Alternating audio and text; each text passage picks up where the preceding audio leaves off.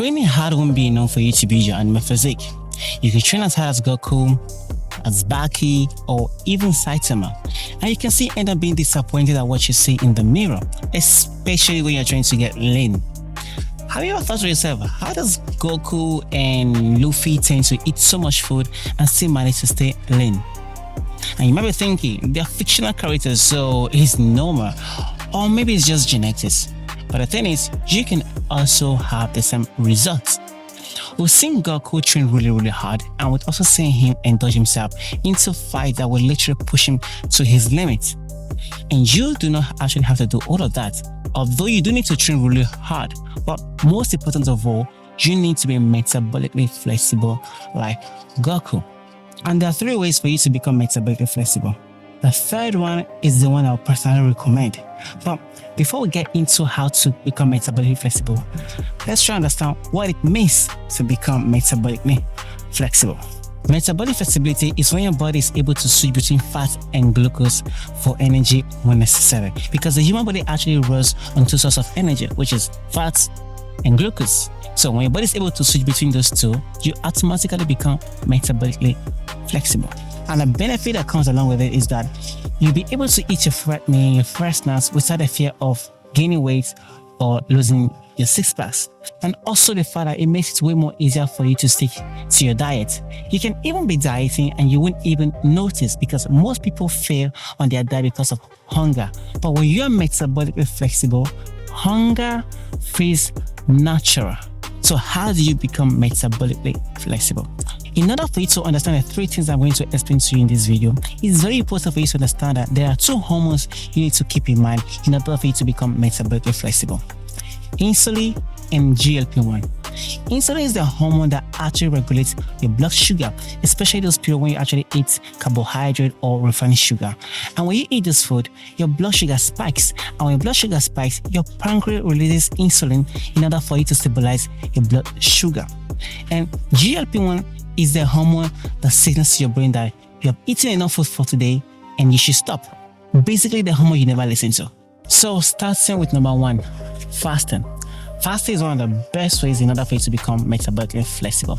And that's because when you go for a long period of time without food, your body actually taps into its reserve for energy, because your liver actually stores glucose as energy. Your body taps into that for a long period of time, and when it's done with that, it taps into your body fat. And that process is called ketosis, whereby your brain also starts tapping into your body fat as energy. And there are different kinds of fasting that you can do in order for you to achieve this goal: the intermittent fasting and the all-night fasting. The intermittent fasting is just where you actually eat your last meal at 6 p.m. and your first meal at 12 p.m. You automatically just skip breakfast. And if you're one of those people who actually think that breakfast is one of the most important meals of the day, yeah, I think it's about time you wake up to reality. So you only have 6 hours as your eating window, in which whereby you can actually eat whatever you want, just like Goku, without the fear of gaining weight, as long as you keep training and building your muscle. And the all-night fasting is just you eating 1 meal a day. Yeah, I think that's a little bit difficult to sustain, right? I mean, could you actually imagine Goku eating 1 meal a day? That would be a disaster. So that leads us to number 2, the diets. There are 3 diets that you can actually do without the fear of overeating and gaining weight: the carnivore diet, the vegetarian diet, and the ketogenic diet. The carnivore diet is just you eating steak and every other thing that comes from animals, like eggs and cheese. And then vegetarian diet, you already know that. It's just you eating vegetable for the rest of your life. Damn, that would be torture. And the last one is the ketogenic diet, which actually combines the first 2 together, which means you can eat steak, fish, and vegetables, but no carbohydrate. Wow, all of these diets is just you basically eating for results, but you do want to eat something for pleasure as well. And that leads us to number 3. This diet is called SPD, and in case you know what SPD means, it means smart people's diet. The reason why I call this diet a smart people's diet is because this is the kind of diet you want to go with, because it's completely sustainable. Because the best diet is a diet that you can sustain for the rest of your life. So how does this diet work? First, you want to start by making smart choices. all those your favorite snacks you like to eat, your ice cream, your yogurt, all of those things, you want to replace them with those ones that has less calories, those ones without sugar that's been made with sweetener.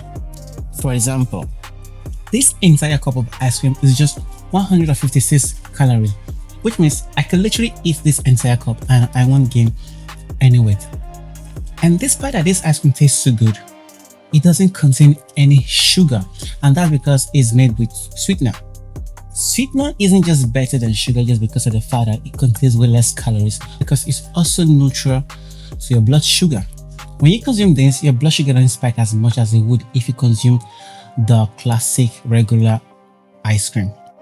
So if you want to enjoy your favorite snacks or your favorite food, you want to consider replacing them with food or snacks that actually contains way less calories. Because you want to eat a lot of food, that's fine, but at least you need to eat those food that actually has way more volume that will keep you full for a long period of time, like fiber and protein. And in case you're wondering, maybe I'm being sponsored by this ice cream product, well, that's not the case. As you can see, I'm a small YouTuber for now, so that's why your subscription will be very helpful. And this could be also one of the best ways in order for you to be able to reduce the amount of calories by eating more food. Because at the end of the day, it's not just about you just eating mindlessly. You can eat a lot of food, but be aware of what you eat. Like the Coca-Cola, for example. Instead of you drinking the regular Coke, you can drink the Coca-Cola Zero, and that is way better. It's not healthier, but it's just better because it has less calories. You get to have the pleasure that you want without the consequences. One of the best things for you to be able to achieve this goal is also by eating your food in the right order. Fiber comes first, then fat comes second, protein comes third, and carbohydrate comes last. When you eat your carbohydrate as your last meal, it actually has way less impact to your blood sugar because the fiber, the protein and fat has already occupied your stomach, basically creating like a barrier in your stomach. So when the carbohydrate comes in, it has no impact to your blood sugar, and that's also going to help you stay metabolically flexible. This is one of the easiest ways in order for you to become metabolically flexible, and you can eat as much food as you want without having any problem because your body is always going to stay in fat burning mode.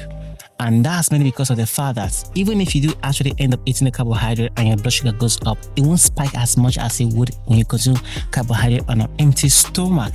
When your blood sugar does goes up, it actually comes down really quick and your body goes back to burning fat for energy. This is one of the best ways in order for you to become metabolically flexible. This is sustainable and very doable, and this is what I personally do, and that's why I recommend it a lot. And with this method, you'll be able to become metabolically flexible and keep this method for the rest of your life without having to go up and down with your diet. And that's all I have to say for this video, and I hope this video was helpful. And in case you do like this video, a like will be appreciated, and if in case you do actually watch the video to this point, a subscription will be very uplifting. So until then guys, see you in the next video. Peace out.